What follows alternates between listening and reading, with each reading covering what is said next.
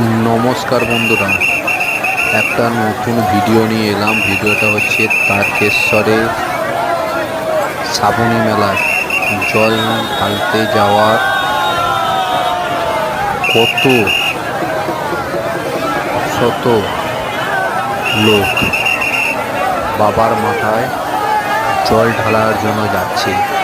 শেওড়াফুলি গঙ্গার ঘাট থেকে জল তুলে পায়ে হেঁটে তারকেশ্বরে বাবার মন্দিরে আসছে।